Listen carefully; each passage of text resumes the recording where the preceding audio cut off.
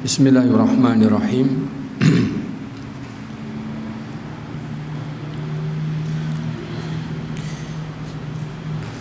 Innal hamdalillah wassalatu wassalamu ala Rasulillah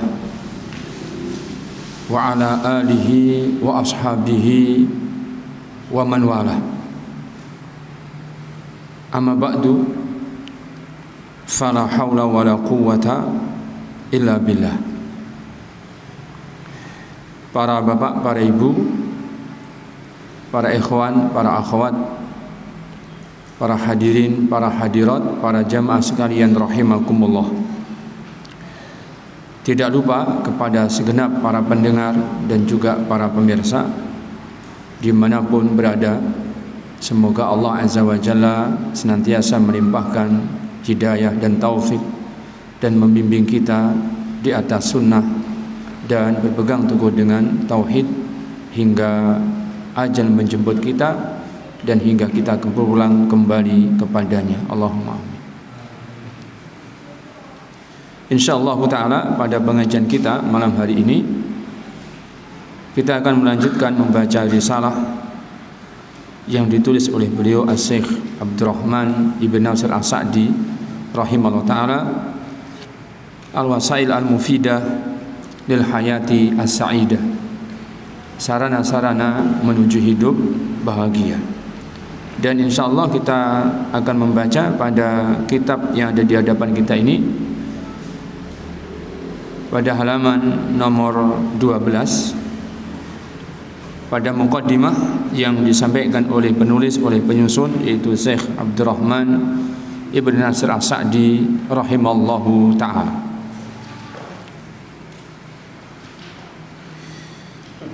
Disebutkan pada muqaddimah yang beliau tuliskan, Bismillahirrahmanirrahim. Diawali risalah beliau ini dengan Bismillah. Bismillahirrahmanirrahim memiliki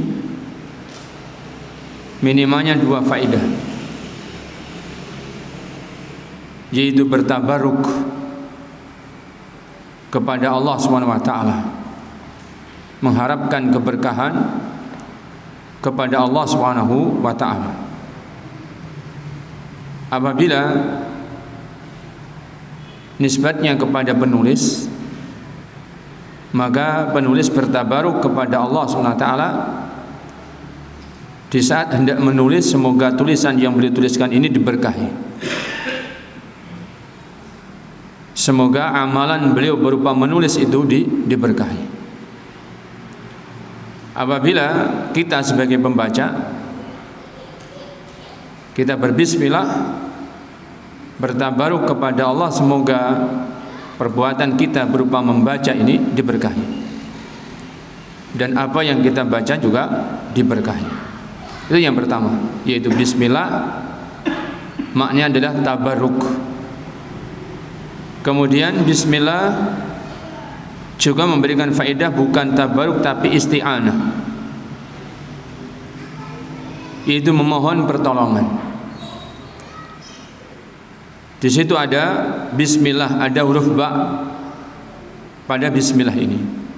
Nah, bi di situ yang pertama adalah untuk bertabaruk, yang kedua adalah bi ini adalah isti'anah.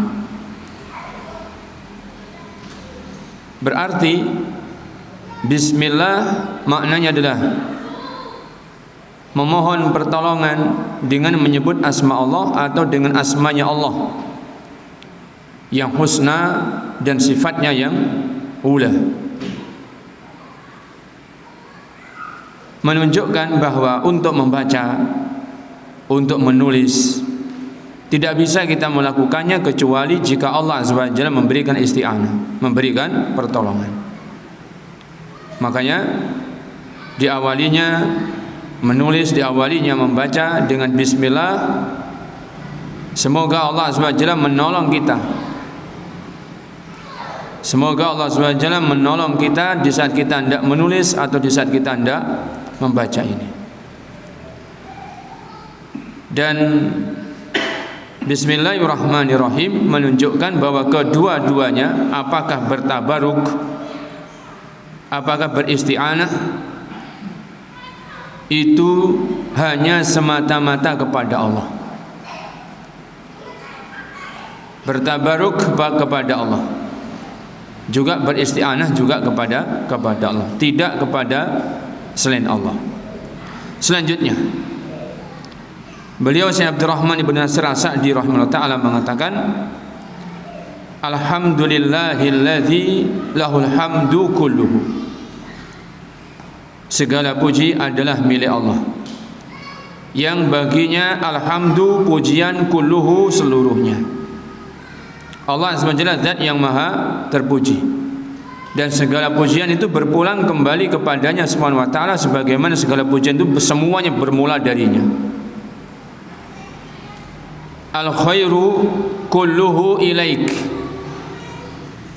adalah kebaikan itu ya Allah, kulluhu, seluruhnya, ilaika, berpulang kembali kepada engkau. Begitu dalam pujian Nabi SAW di saat beliau berdoa menyanjung Allah Subhanahu wa ta'ala. Kalaulah ada makhluk yang dipuji, itu sebatas apa yang Allah SWT berikan kepada makhluk itu, perkara yang patut dipuji oleh sesamanya. Sehingga hakikatnya makhluk ini dipuji sebab Allah saja yang memberikan sesuatu yang terpuji itu. Oleh karenanya aslan, secara asli, secara asal, bahwa Allah Azza wa Jalla zat yang berhak dipuji. Orang dipuji karena dia orang yang soleh. Kesolihan yang memberikan adalah Allah. Kesolihan ini hidayah dari Allah, kesolihan ini taufiknya dari Allah. Sehingga kalaulah makhluk ini dipuji oleh sesamanya karena kesolihan yang dimilikinya, sesungguhnya kesolihan yang dimilikinya itu sejatinya dari Allah. Sehingga yang aslan, dari asalnya berhak dipuji adalah Allah. Begitu dan seterusnya.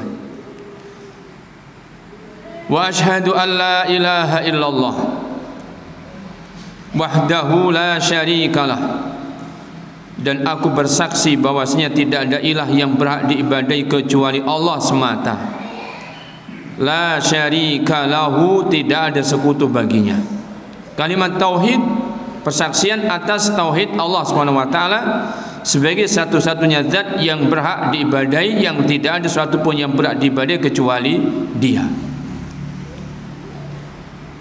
Kalaulah kenyataan manusia menyembah banyak Tuhan yang mereka sembah, maka sesembahan yang mereka sembah itu adalah sesembahan yang tidak berhak disembah. Demikian juga peribadahan yang diperuntukkan kepada Tuhan, Tuhan yang mereka sembah pun adalah peribadahan yang mereka tidak berhak mendapatkannya. Adapun yang berhak diibadahi, yang berhak dipertuhankan hanya Allah Subhanahu wa taala semata. Itulah makna yang terkandung dalam kalimat tauhid la ilaha illallah. Maknanya adalah la ma'buda bihaqqin illallah. Tidak ada sesuatu pun yang diibadahi dengan haknya kecuali Allah. Tidak ada sesuatu pun yang diibadahi dengan hak kecuali Allah. Maknanya berarti yang selain Allah SWT, meskipun itu diibadahi, meskipun dipertuhankan, maka peribadahannya batilun. Meskipun dipertuhankan, maka pertuhanan atau ketuhanan yang disematkan kepada juga ketuhanan yang batilun. Sedangkan yang hak adalah Allah Subhanahu wa ta'ala semata. Sehingga di sini dikatakan wahdahu, hanya Dia semata, la syarika lahu, tiada sekutu baginya. Allah SWT tidak ada sekutu dalam rububiyah, hak menciptakan, hak mengatur yang diciptakan, hak memberi kecukupan atau hajat yang diciptakan, hak menghidupkan, hak mematikan. Allah SWT Maha Esa dalam semua hak ini. Maka sebagaimana Dia SWT Maha Esa, tidak ada sekutu dalam hak menciptakan, hak mengatur, hak memberi kecukupan rezeki, hak juga menghidupkan, hak mematikan, maka Dia pun Maha Esa dalam hak peribadahan. Dia pun adalah Maha Esa dalam hal ketuhanan. Maka tidak ada yang diibadai, tidak ada yang dipertuhankan dengan hak kecuali Dia Subhanahu wa ta'ala. Wa ashhadu anna Muhammadan abduhu wa rasuluh. Dan aku bersaksi bahwasanya Muhammad putranya Abdullah adalah abduhu, hambanya Allah, wa rasuluhu, dan juga rasulnya Allah. Persaksian atas risalah adalah persaksian yang sah seorang yang beriman. Jika seseorang bersaksi atas Muhammad SAW tidak mempersaksikan risalah, maka tidak sah persaksian tersebut. Sehingga harus diluruskan persaksian orang yang tidak mempersaksikan kerisalahan yang dibawa oleh beliau, kerasulan yang ada pada beliau. Hanya mengakui bahwa ada di Mekah dahulu seorang yang disebut Muhammad putranya Abdullah yang memimpin manusia, maka tidak cukup. Yang menjadi pemimpin paling besar, yang pengikutnya paling banyak, maka tidak cukup yang demikian. Harus diakui, harus diyakini, harus dipersaksikan bahwasanya Muhammad putranya Abdullah adalah abduhu, hambanya Allah, wa rasuluhu, dan rasul utusan Allah. Maknanya kata para ulama, wa anna Muhammadan abduhu ay abdun la yu'badu. Bahwasanya dia atau beliau adalah Muhammad abduhu, hambanya Allah, berarti tidak berhak diibadahi, karena yang berhak diibadahi hanya Allah. Maka keliru jika beribadah diperuntukkan kepada beliau sallallahu alaihi wasallam. Wa rasuluhu, dan beliau adalah rasulnya Allah. Maknanya wa rasuluhu ay la yukadzabu, dan beliau adalah seorang rasul utusan yang tidak boleh didustakan. Ajaran yang dibawa beliau, yang dikhabarkan oleh beliau adalah benar, wajib diterima, wajib dibenarkan, diimani, diyakini, tidak boleh didustakan. Itulah yang membedakan antara manusia yang lain dengan beliau sallallahu alaihi wasallam. Manusia yang lain dengan beliau sama-sama hambanya Allah, tidak boleh diibadahi, tapi dari satu sisi beliau adalah rasulnya Allah, utusan Allah yang tidak boleh didustakan. Berarti kabar yang beliau ajarkan, kabar yang beliau sampaikan wajib diterima, wajib dibenarkan, wajib diimani. Ini yang membedakan dengan yang lainnya. Adapun selain beliau, siapapun sudah dia, tokoh yang macam apapun dia, pimpinan kaum yang bagaimanapun dia, maka ada yang bisa diterima apa yang disebutkan, juga banyak yang bisa ditolak apa yang disebutkan. Yang diterima jika sesuai dengan yang diajarkan oleh Nabi SAW ini, yang tidak diterima adalah yang tidak sesuai dengannya. Sallallahu alaihi wasallam wa ala alihi wa ashabihi wasallam. Amma ba'du, adapun setelah itu,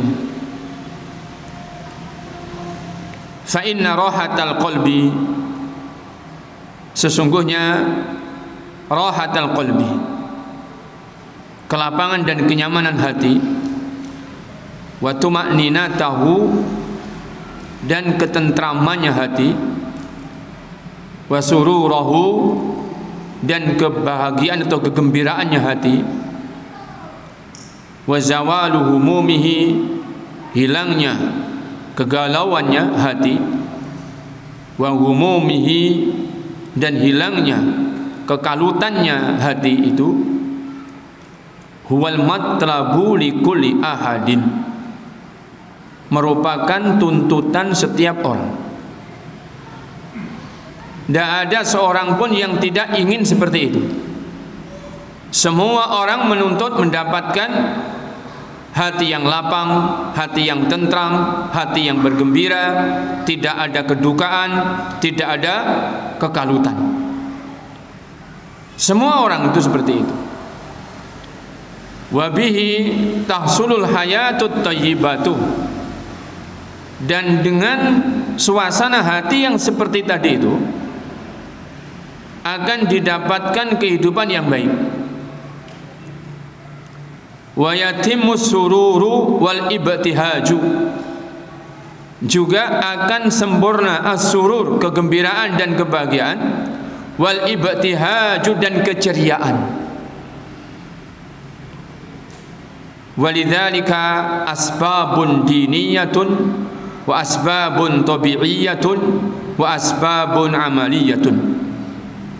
Dan untuk mendapatkannya, untuk memperoleh hal itu, yaitu agar hati kita itu tenang, nyaman, agar hati ini senang dan gembira, tidak ada kedukaan, tidak ada kekalutan, sehingga kegembiraan dan kebahagiaan seorang itu akan bisa terrealisasikan dengan baik, ada keceriaan di dalam hidupnya. Kata Syekh Abdurrahman bin Nasir As-Sa'di, memiliki 3 sebab, yaitu asbabun diniyatun, sebab-sebab yang kaitannya dengan diniyah, yaitu agama, berarti hubungannya dengan bagaimana keberagamaannya orang. Wa asbabun tabi'iyatun, ada sebab-sebab yang sifatnya tabi'i, alami, bagaimana tabiatnya orang. Wa asbabun amaliyatun, dan juga ada sebab-sebab amali, yaitu amal perbuatan.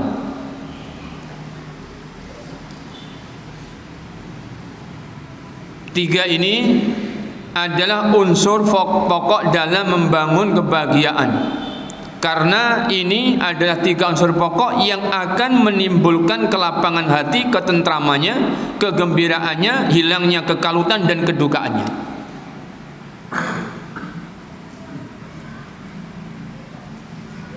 Secara agama baik,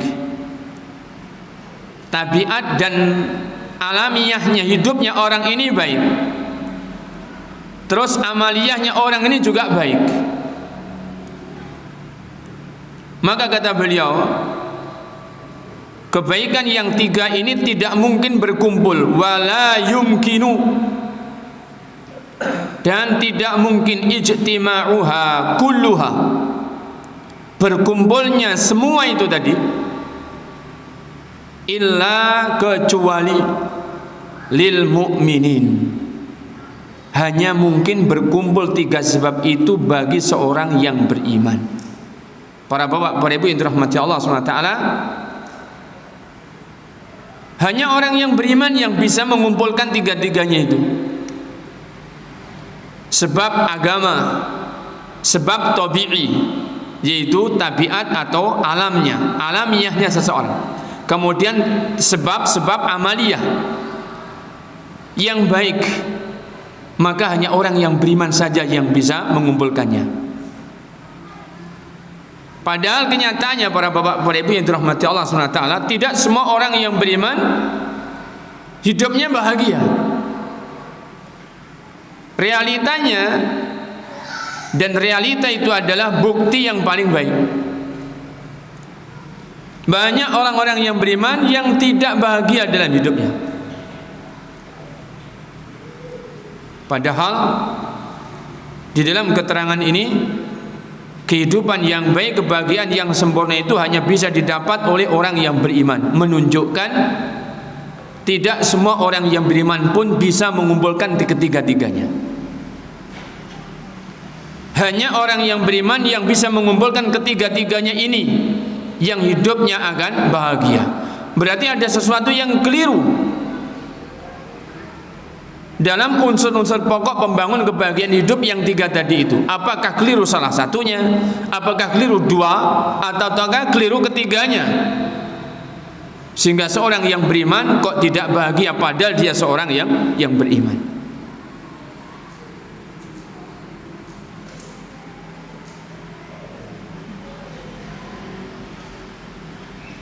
Panjenengan ini hidupnya bahagia apa belum bahagia? Terkadang kalau berjumpa terus senyum gitu ya, tidak pernah murung gitu, bahagianya orang ini.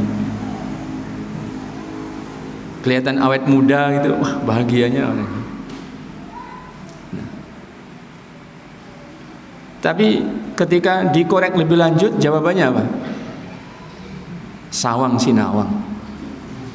Apa? Sawang sinawang. Nggih napa mboten?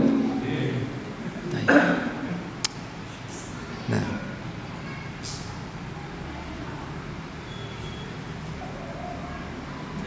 Tayyib.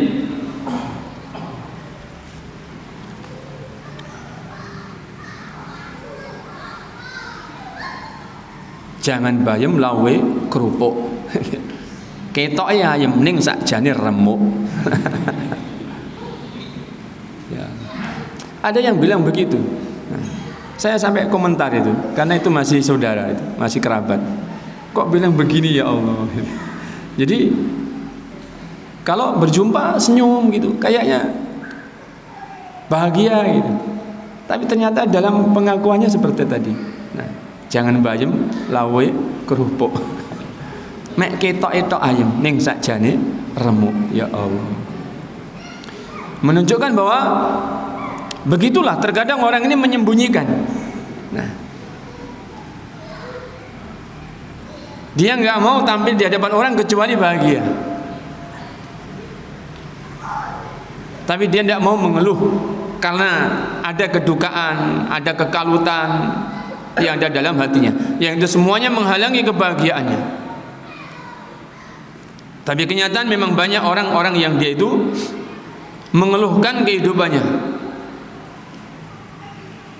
padahal dia seorang yang beriman. Menunjukkan ada kesalahan. Apakah dalam sebab-sebab agama dia itu, dalam beragamanya dia itu keliru sehingga dia tidak bahagia, atau sebab-sebab tabi'i, tabiat alamiahnya dia dalam kehidupan dia itu tidak baik sehingga dia tidak bahagia, atau dalam sebab-sebab amaliyahnya dia sehingga dia tidak bahagia, atau malah ketiga-tiganya yang tidak baik sehingga dia tidak bahagia meskipun dia adalah seorang yang beriman. Nah, disinilah pentingnya kita belajar bagaimana menuju hidup bahagia. Sarananya apa? Padahal nah, risalah ini diperuntukkan orang-orang yang beriman. Berarti adalah untuk kita yang masih merasa belum bahagia. Maka inilah santapannya, inilah saran yang akan dibawakan oleh beliau menuju pada hidup yang bahagia. Wa amma man siwahum, adapun siapapun yang selain mereka, berarti selain orang yang beriman, fa innaha, maka sesungguhnya, wa in hasolat lahum, kebahagiaan itu meskipun mereka dapatkan, min wajhin wa sababin, dari satu sisi dan dari satu sebab. Nampak realita, pada kenyataan yang nampak dilihat oleh mata itu, dia itu bahagia. Dari satu sisi memang nampak sekali bahagia orang ini. Dari satu sebab di antara sebab pokok bahagia dia ada di situ. Mungkin kehidupan tabi'inya, alamiahnya orang hidup itu butuh makan, butuh minum, butuh istirahat, butuh bertempat tinggal, butuh berpasangan, butuh beranak pinak. Alamiahnya orang hidup demikian. Mungkin dari satu sisi, dari satu sebab ini didapatkan, min wajhin wa sababin, dari satu sisi dan dari satu sebab. Akan tetapi yujahidu uqala'uhum alaihi, meskipun bersungguh-sungguh sudah berusaha dengan semaksimal mungkin, uqala'uhum, orang-orang yang paling cerdas akalnya, alaihi, untuk menimbulkan atau untuk menjadikannya itu adalah bahagia, fatathum min wajhin, maka sungguh telah luput dari mereka, min wajhin, dari satu sisi yang lain. Justru yang luput dari mereka meskipun hanya satu sisi ini, itu adalah anfa'a wa asbata wa ahsana halan wa ma'alan. perkara yang justru lebih bermanfaat, perkara yang lebih mengokohkan kebahagiaan itu jika ada, dan perkara yang jauh lebih indah, yang lebih baik halan keadaannya jika ada saat itu, wa ma'alan dan juga keadaannya jika kelak mereka akan berpulang atau bermuara. Mereka kehilangan itu. Jadi kalaulah dari satu sisi, dari satu sebab itu ada, tapi ada sisi yang mereka tidak bakal mendapatkan kebaikan saat itu maupun kelak ketika mereka berpulang atau bermuara. Yang dimaksudkan apa? Iman. Mereka kehilangan iman lantaran mereka tidak punya iman.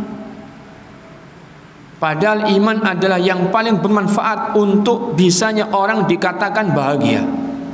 Iman adalah perkara yang bisa menetapkan dan melanggengkan, mengokohkan kebahagiaan bagi orang yang memang mendapatkan kebahagiaan. Iman juga yang paling baik di dalam memberikan hakikat kebahagiaan di saat orang masih hidup dan mendapatkannya, maupun di saat orang nanti kelak akan berpulang dan bermuara. Berpulangnya setiap masing-masing adalah kepada Allah, bermuaranya setiap orang adalah kepada kampung akhirat. Maka itu tidak bisa didapatkan kebaikannya kecuali dengan iman. Sehingga selain orang yang beriman, tidak mungkin mereka mendapatkan kebahagiaan. Meskipun orang yang paling cerdas, yujahidu uqala'uhum, orang yang paling cerdas akalnya, mereka bersungguh-sungguh mengerahkan kepintarannya, memunculkan berbagai macam teori bagaimana mendapatkan kebahagiaan. Tapi kalau kenyataannya tidak dibawa orang-orang itu kepada iman, maka nihil hasilnya, akan bisa memberikan kepada mereka kebahagiaan.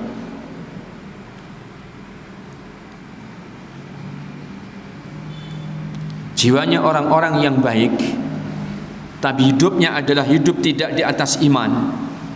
Bukan berarti orang yang tidak beriman itu pasti jiwanya buruk. Artinya jiwa itu ada panggilan-panggilan nurani yang baik, tapi hidupnya mereka ada di kalangan orang yang tidak beriman. Sungguh mereka itu meronta jiwanya, dan teriakan mereka itu, kalau seandainya mereka mau teriakan dengan lisan, sudah memengkakkan telinga mereka orang-orang yang tidak beriman, bahwa mereka adalah berontak selama ini tidak pernah mendapatkan kebahagiaan. Bagaimana tidak? Setiap apa yang mereka lakukan serba berisiko, serba berisiko, dan risikonya tidak baik. Serba terancam. Dan bagaimana orang yang serba terancam akan menjadi dirinya hidupnya tenang? Tidak mungkin. Sedangkan orang yang terancam dan hidupnya tidak tenang, berarti hatinya juga tidak tenang. Dan ini adalah pangkal dari tiadanya atau sirnanya kebahagiaan. Makanya banyak di antara orang-orang yang tidak beriman itu justru mereka iri kepada kaum muslimin yang hidup di negerinya kaum muslimin, yang mereka keberagamaannya baik, mereka terapkan syariatnya Allah SWT di muka bumi ini dengan baik. Mereka iri, tapi apa daya tangan tak sampai.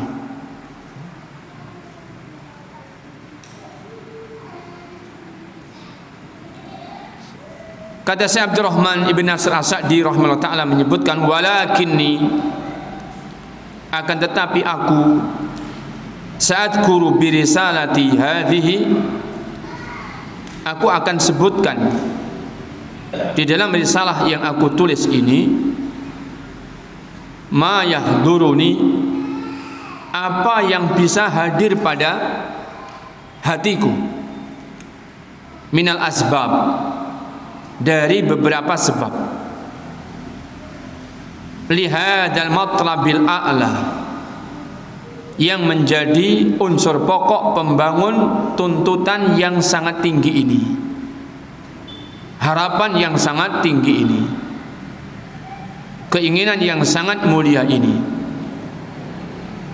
alladzi yas'alahu kullu ahadin, alladzi yang yas'a, berupaya, lahu untuk mendapatkannya, siapa? Kullu ahadin, setiap diri. Setiap diri ingin mendapatkan kebahagiaan, hatinya tenang seperti tadi, hatinya tentram, ada kebahagiaan, ada kesenangan, ada kegembiraan, tidak ada kekalutan, tidak ada kedukaan. Itu yang diinginkan. Dan di sini Syekh Abdurrahman bin Sa'di hanya menyebutkan apa yang saat beliau menulis ini, sebab-sebab itu hadir dalam hati beliau. Subhanallah, menunjukkan bahwa ditulisnya risalah ini dari hati. Nah, ditulis dari hati. Inilah isi hatinya beliau, Syekh Abdurrahman ibn Nasr As-Sa'di rahimallahu ta'ala. Dan begitulah para ulama. Syekh Abdurrahman ibn Nasr As-Sa'di adalah seorang ulama yang dikala masih kecil, belum balik sudah yatim piatu.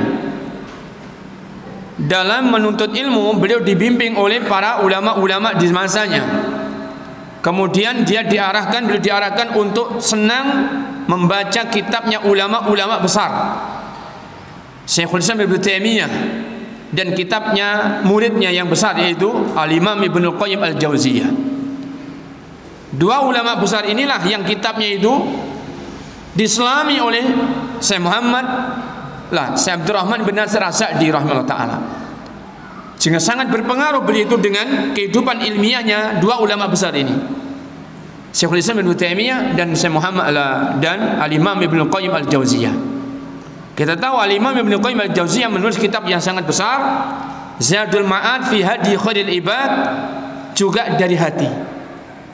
Tidak mengkaji dengan referensi atau membuka referensi kitab-kitab ulama yang sebelumnya, tidak, tapi ditulis dari hati. Dihadirkan ilmunya beliau ditulis pada berjilid-jilid besar, menunjukkan kedalaman dan keluasan ilmunya para ulama seperti itu. Dan ini Syekh Abdurrahman ibn Nasr As-Sa'di rahimahullah ta'ala pun demikian, menyebutkan apa yang hadir dalam hatinya beliau untuk dituliskan, digoreskan dengan pena beliau. Al-Wasail al-Mufidah lil Hayatis Sa'idah. Beda dengan kita. Apalagi suruh menulis buku yang sebanyak ini, yang intinya dalil-dalil Al-Quran, Sunnah, dan macam-macam faedah. Untuk kultum 7 menit saja kita itu buka buku.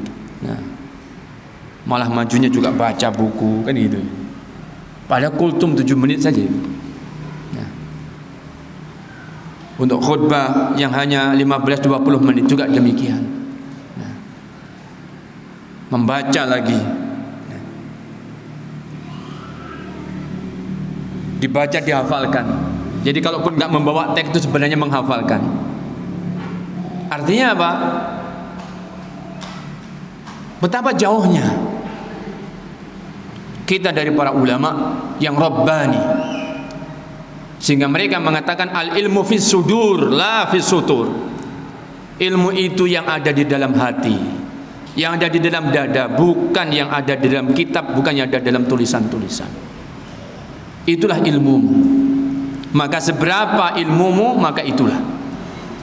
Apa yang sudah ada dalam hatimu, itulah ilmumu. Dan ulama-ulama adalah orang-orang yang sangat mendalam ilmunya. Faminhum, kata beliau selanjutnya, di antara mereka manusia, man asaba katsiran minha, ada orang yang bisa tepat, kathiron kebanyakan, minha dari wasail atau sarana-sarana yang saya sebutkan. Artinya tepat ini berarti dia sudah bisa mendapatkannya. Dari sejumlah sarana kebahagiaan dia sudah mendapatkannya. Bahkan banyak yang dia sudah peroleh, yang dia tepat bisa mendapatkannya. Maka fa'asha, jadilah dia orang yang hidup. Aisyatan hani'atan, dengan kehidupan yang hani'ah, yang tenang, yang nyaman, nah, yang enjoy, tenang sambil menikmati. Sehingga sejumlah sarana mendapatkan kebaikan ini, apabila orang itu bisa mendapatkannya dan kebanyakannya sudah diperoleh, maka ini menjamin kehidupannya tenang. Tidak sekedar tenang yaitu hidup, tetapi dia menikmati hidup yang nyaman itu. Sebagaimana perintah Allah SWT kepada para suami yang diberi sebagian daripada mahar oleh istri. Nah, fa in tibna lakum minhu syai'an fakuluhu hani'an mari'a. Apabila mereka, para wanita istri kalian itu, kok dengan kerelaan hatinya memberikan sebagian yang telah kalian berikan kepada mereka berupa mahar, silahkan makan hani'an mari'a, dengan enjoy dan nikmatilah. Subhanallah, di sini akan hidup hani'an, berarti sekedar hidup tidak, tetapi hidup dan menikmati nyamannya dan kebahagiaan hidup. Wa hayya hayatan thayyibah, dan dia akan mendapatkan kehidupan yang baik. Wa minhum, tetapi ada di antara manusia, man akhfaqa fiha kulluha, orang yang tidak mendapatkan sedikit pun pada sebab-sebab kebahagiaan ini, luput darinya. Fa'asha, maka hidupnya aisyata syaqa, kehidupannya orang-orang yang celaka. Wa hayya hayatat tu'asa, dan dia hidupnya juga dalam kehidupan orang-orang yang berputus asa. Orang-orang yang berputus asa dari harapan dan kecewa, tidak pernah dia itu dirundung kecuali dirundung kekecewaan. Wa minhum man huwa baina, dan ada pula orang yang antara-antara, artinya separuhnya mendapat, separuhnya tidak mendapat, sehingga kalaupun bahagia itu setengah-setengah dia, mending dia. Nah, pilih, nah, alhamdulillah ala kulli hal. Nah, berarti ada sesuatu kalau dikatakan ala kulli hal. Meskipun keadaan apapun, alhamdulillah, saya puji Allah. Artinya apa? Tidak totalitas dia mendapatkan kebahagiaan, tapi setengah-setengah. Ala kulli hal, bihasabi ma wufiqa lahu, sesuai dengan apa yang oleh Allah diberi taufik untuk seseorang. Wallahul muwaffiqu, dan Allah zat yang memberikan taufik. Al-musta'anu bihi, yang kita memohon pertolongan kepadanya. Ala kulli khairin, untuk kita mendapatkan setiap kebahagiaan dan kebaikan. Wa ala daf'i kulli syarrin, dan untuk kita menolak setiap keburukan. Demikian muqaddimah yang disampaikan oleh beliau Syekh Abdurrahman Ibn Nasir As-Sa'di rahimahullah ta'ala. InsyaAllah ta'ala untuk pasal yang pertama, sarana yang pertama dari sarana-sarana kebahagiaan hidup ini, kita akan baca keterangannya di pertemuan pengajian kita yang akan datang. Wallahu ta'ala a'la wa a'lam, wa salawatullah wa salam ala nabiyyina wa habibina Muhammadin wa ala alihi wa sahbihi wa sallam, wa akhiru da'wana anil hamdulillahi rabbil alamin.